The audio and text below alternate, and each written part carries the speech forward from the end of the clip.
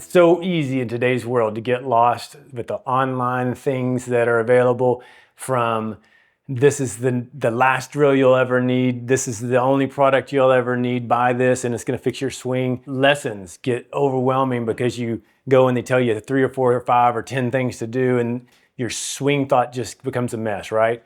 So our goal today is to take it back to the last thing you'll ever need, and that's the basics. Britt and I focus on function and technique to be able to make sure that your golf swing is optimized so that you have a more powerful, pain-free, and consistent swing so that you can play golf forever, and that's appealing, right? So the goal with this is to break down the basics, to be able to give you something to hold on to, and then to give you a way to utilize it. And we'll talk more about that as we go. As a chiropractor, I see inconsistency in swings based on old injuries. You have sore joint, it creates inconsistency in your swing, which leads to more sore joints and injuries. So we want to make sure that we're addressing the functionality of your swing so you're not creating more injuries that become chronic and lessen the power and consistency of your swing. Britt will talk more about technique. And so together we've created this duo that's going to be amazing, and we'll talk about how you can get involved with that. So first, I'm Awareness Chiropractic. Dr. Labus is my name, and I've been practicing chiropractic for 23 years. Love golf. I'm a better coach than I am golfer. Not a golf coach, but a mechanics coach. So we'll leave it at that with the golf, but love golf and love the experience. My team has the ability to go in and analyze joint mechanics and make sure you're functioning like a fine-tuned machine, and address any pains you're having. And that's going to be my angle today. Britt, tell us about yourself. Guys, my name is Britt Sharrock. I've been the director of instruction at Cowboys Golf Club for almost 18 years, and I'm co-owner of Golf Tee Performance, which is an indoor golf facility here in Southlake. Through my years of teaching, we've been able to take golfers from the beginner level to, college golfers if it's a junior, or, you're a recreational golfer that maybe a 36 handicap, and get them down maybe into single digits. We do a lot of video and technology analysis with your golf swing, and that really helps you understand your patterns of movement and why the golf ball goes where it goes, and how to get it corrected. And it's been a really cool experience to see, a young golfer or old golfer get to that next level. And I'm excited to have this partnership with you and your team, and all the things that we can do for our clients, and can't wait for the next steps. Yeah. So we've developed express lessons, but basically it is we're getting together, spending 2 hours with your best friends to play open golf, and then we pick apart your swing just a little bit. We just give you one little tidbit, maybe a range of motion thing that you're having issues with, maybe a technique thing that you're having issues with, and we develop that. So it's just a good time with your friends, and we develop the swing as well. So in that, we'll talk more about that down towards the end, and how you can get involved with that. But I wanted to ask a few questions just to kind of go through. What's the number one mistake you notice an amateur golfer make, and do the pros make that? Typically, most golfers don't focus enough on their setup, their ball position, their grip, the basic keys that you need to focus on before you even start your swing. Pros are spending hours and hours practicing, and their first step is to make sure their grip is right, their ball position is right. So, I see that all the time. Everybody wants to hit the ball straight, and they overlook the proper setup and grip. And you won't find a good golfer with a bad grip. So that is the biggest thing. I will say at the last session we had, he made a tip that was just ridiculous. It's just starting with the grip, and I'd never thought about it, and it just added so much more control and consistency with just the setup. It kind of takes your brain out of it whenever you're... Yeah, I mean, the position of your lead hand on the club is so important. It helps you control the club face, square the club face, and you can't overlook that. Yeah.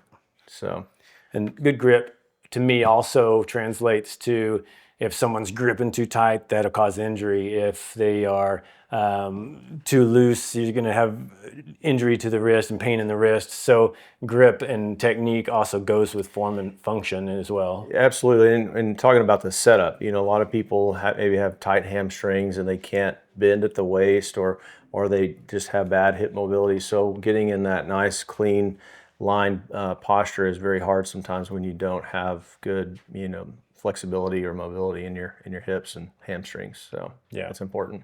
Well, we don't want to give it all away, but is there anything that you would recommend as far as grip or setup or whatever that you would give us a tidbit, just a joke? Yeah, so a couple things, from the grip standpoint, it's so important to hold it in your fingers.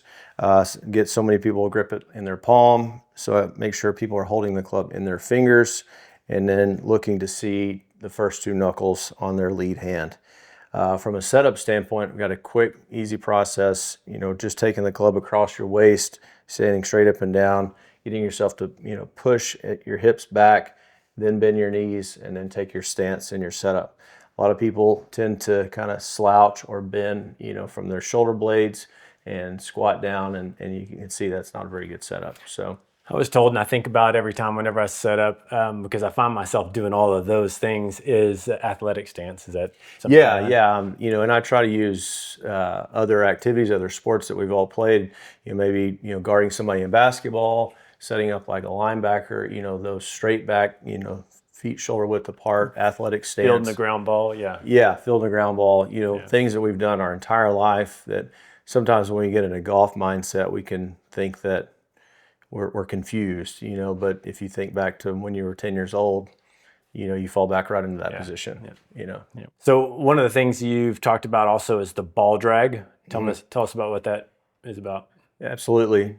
So, one of the main swing errors that golfers make is they pull the club to the inside in their takeaway. This really hurts your chipping. It takes your full swing out of sequence. So we've got an easy, quick drill to do, and that's to get the ball set up behind the club head, and then you're going to drag the ball back, and this is going to get you taking the club away with one piece. Another quick, easy drill to help you with your takeaway is to set up with your right hand or trail hand on the club. Take your leading hand, fold it under your arm this way, and then you're going to feel your torso and your hips rotate as one unit, and it's going to feel very strange to pull the club back to this inside. So again, we're trying to get the club moving with our core. Yeah. So it's very important. That's good. And also where it comes in, again, whenever I nerd out, I'm a mechanics junkie. Where I nerd out is why would they be bringing their club back? And we're thinking limitations, is it wrist pain or elbow or shoulder range of motion? Yeah, I mean, if you have bad hip mobility and your hips are basically cement blocks, then you're going to start moving the club with your wrist, and you need to feel that the hip rotation gets started first. And there's definitely some stretches and drills, but this is about Britt today that we could go through as well and incorporate. And again, that's what the express lessons are for, is to be able to show you, hey, do this, and we'll give you just a couple of stretches and warm-ups and things that are specific for you. But to piggyback on that, the most common physical limitations, what are the most common physical limitations that you see in an amateur golfer that limits their consistency and power?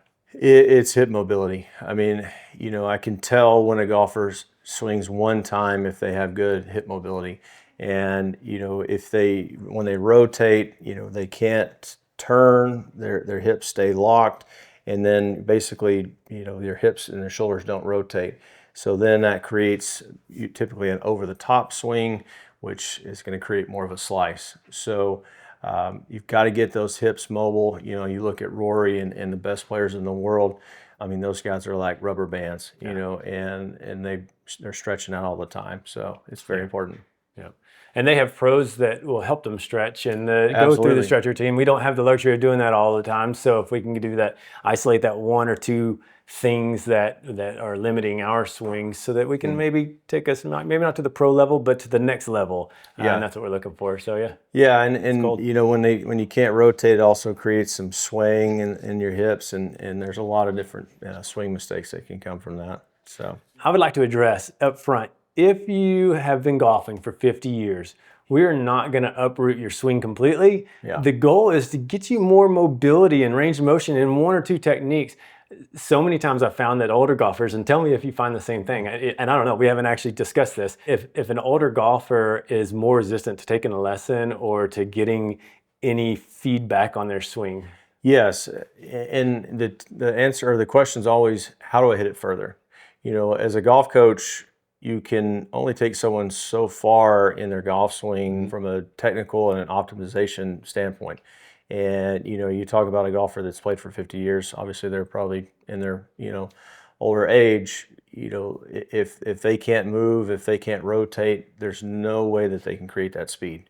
And then you can't get distance. So, the technique can only take you so far. Yeah. Technique. And so then you never hear about a golfer, once you start playing, it's kind of hard to quit. What makes people quit playing golf is the inability to play golf. Exactly. And so you lose your form, you have the injury, and you're not able to get out on the golf course. That becomes more significant. So my goal, and I think your goal, is just to give you what can we work on? What's that thing that you can continue to compensate the way you compensate, but what can we do to take you to that next level? I think is important for being able to continue to play golf forever. Another swing error that we see a lot is the flying trailing elbow.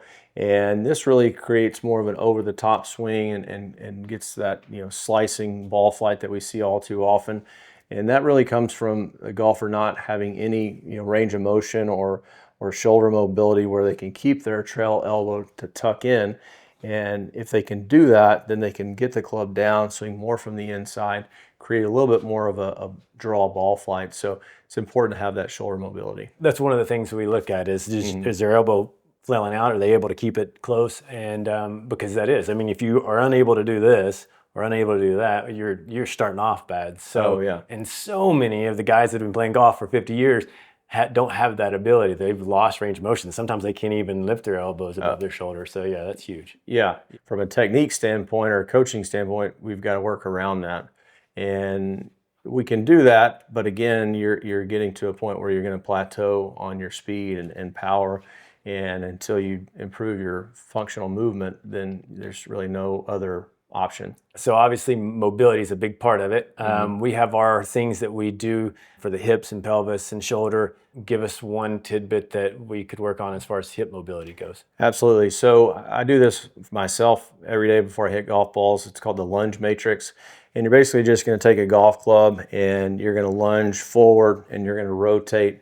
And then you're going to go kind of at a 90-degree angle, rotate, and then you're going to step sideways, rotate. You can even do it, stepping the same way, rotating to the right, and then you need to do it with your other leg as well. And you're always going forward, 45, and then a lateral. And then you can even expand it into, backwards step. That really helps you stretch out the hip flexors, your glutes.